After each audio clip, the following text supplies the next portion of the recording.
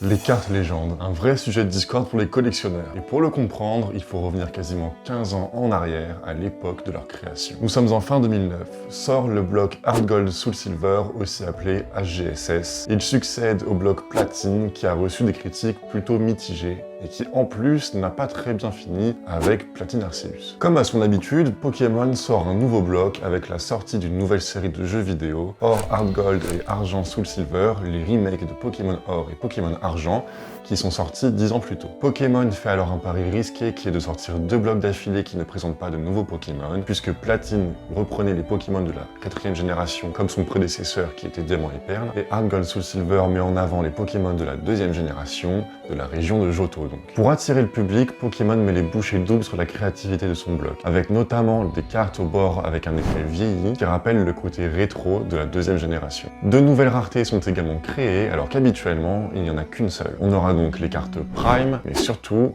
les cartes légendes. Ce sont alors les toutes premières cartes Full Art, même si la combinaison des deux cartes n'est pas totalement Full Art, mais c'est une vraie innovation pour Pokémon Company. Le texte des attaques est déformé par les Pokémon qui prennent sa place. Pour la première fois, même si ces cartes restent jouables, Pokémon Company est clair. Entre les collectionneurs et les joueurs, leur choix est fait. Ils veulent désormais plaire davantage aux collectionneurs. Et c'est avec cette décision que Pokémon a pris un tournant, avec les cartes légendes donc, qui sont, on peut le dire, les ancêtres des cartes Full Art et alternatives qu'on connaît aujourd'hui. Mais le pari de Pokémon est perçu de manière mitigée par les collectionneurs. Certains adhèrent particulièrement aux artworks très travaillés des cartes légendes, d'autres cependant ne voient pas l'intérêt de piocher des demi-cartes et ont ce goût de trop peu quand ils ouvrent leur booster. D'autant plus qu'il est impossible d'assembler les cartes puisqu'elles seront toujours séparées au moins par les différentes pochettes d'un classeur. Pourtant, les cartes légendes font sans conteste partie des plus belles cartes et je vous propose d'analyser tous ensemble leurs illustrations maintenant.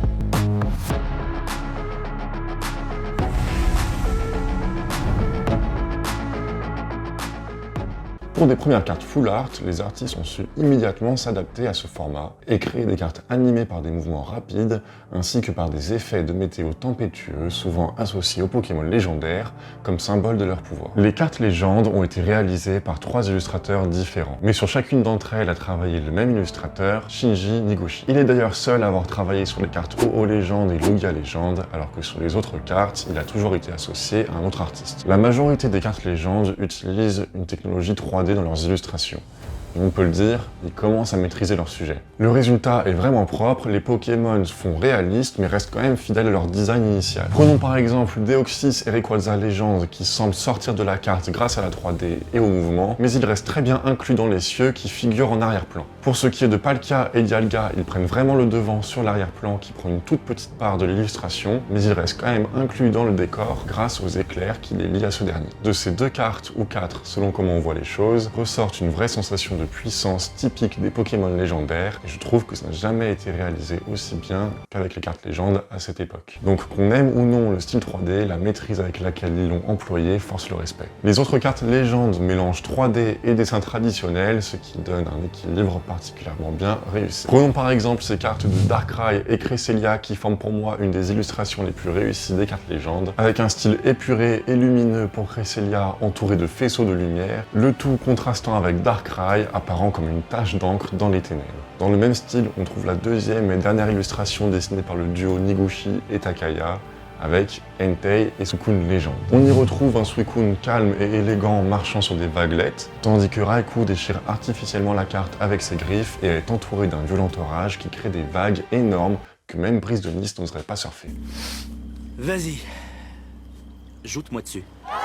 Dans la Entei et Raikou, ce n'est plus Raikou le plus impressionnant, mais bien Entei qui semble jaillir sur son partenaire pour les triper, ce qui rend une scène très stylée, mais que je ne comprends pas, car les 3 chiens légendaires ne sont pas censés être ennemis. Pour en finir avec ce trio, la carte Entei et Suicune, elle, ne représentent pas des Pokémon agressifs, on dirait plutôt des métamorphes qui ont raté leur transformation. Le Suicune, on dirait qu'il lui manque une partie du museau, et le Entei, on dirait qu'il a oublié ses lunettes. Globalement, je trouve cette carte un peu bizarre, j'ai un peu de mal à comprendre ce qu'ils ont voulu faire, mais bon, on peut leur pardonner ça. Il ne reste plus qu'un duo, Kyogre et Groudon Légende. Je trouve l'illustration très subtile, car à première vue, on pourrait croire que ce sont 2 compères qui vivent pour les caméras et qui flexent pour la photo, mais c'est en réalité une scène de combat. L'un et l'autre se défient du regard, Kyogre saute au-dessus de Groudon et se protège de ses flammes avec son eau, mais Groudon ne va pas se laisser faire car sa queue, semblable à une main, apparaît discrètement pour surprendre son adversaire et le saisit. Le tout, encore une fois, dans une magnifique combinaison de 3D et 2D, avec une ondulation de l'eau poursuivie par les flammes, ce qui crée très efficacement le lien entre les deux parties de la carte. Et enfin, il nous reste les deux illustrations dessinées par Shinji Higuchi seul, représentant les deux Pokémon phares de Heart Gold Soul Silver, j'ai nommé Ho-Oh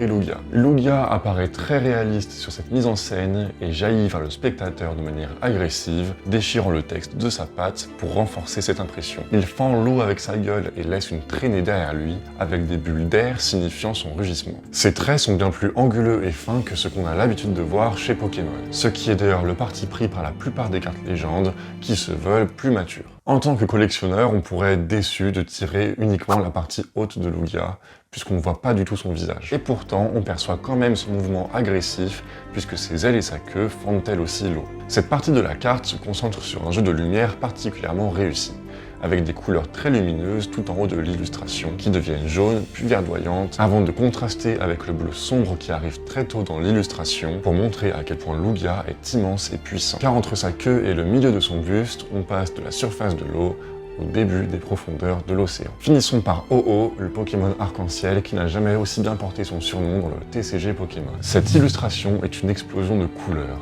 Elles partent de son ventre blanc, lumineux comme le soleil, puis tirent sur des nuances très chaudes vers les ailes et le cou, pour ensuite se refroidir avec les nuances de vert au bout de ses ailes. On perçoit à peine les plumes arc-en-ciel de Ho-Oh, qui est ici représenté plutôt comme une boule de feu, un astre ou encore une explosion. Et c'est encore très bien réussi, encore une fois, grâce à la combinaison de la 3D et de la 2D, qui donne comme des effets spéciaux sur la carte. Malgré toutes ces explosions de couleurs, le visage du Pokémon ressort très bien, grâce à la 3D très texturée sur son bec et son œil, qui contraste très bien avec son corps de flamme. Son œil est d'ailleurs mis en avant par un léger halo de lumière, qui rend son regard vif et perçant. Honnêtement, il y a énormément de choses à dire sur cette illustration, tellement le travail qui a été fait dessus est colossal, mais je pense que le principal a été dit sur les cartes légendes. Pour résumer, elles sont le symbole de Pokémon Company se tournant plutôt vers ses collectionneurs que vers ses joueurs. Elles sont également les premières illustrations full art et sont à l'apogée de ce qu'on savait faire à cette époque avec les technologies 3D. Le style de dessin est différent sur certaines cartes puisque 3 artistes différents ont travaillé dessus,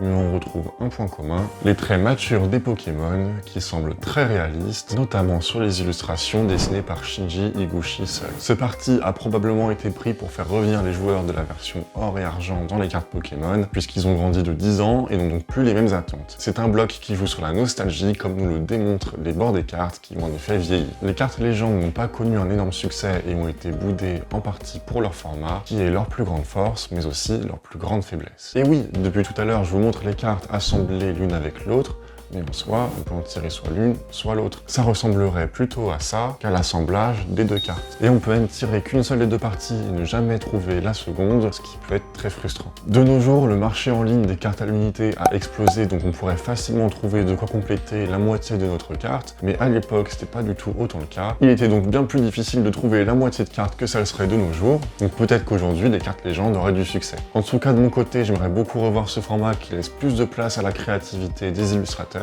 et qui crée une immersion quasiment inégalable. Et vous, est-ce que vous aimeriez retrouver un jour ce format de carte dans une future extension de Pokémon? Dites-le moi en commentaire parce que ça m'intéresse vraiment à chaque vidéo de lire vos commentaires qui sont très pertinents. Allez, je vous laisse là-dessus. J'espère que vous aurez appris des choses ou au moins que vous aurez pu revoir votre point de vue sur les cartes légendes. C'était Léo de Mimesis, je vous dis à la prochaine.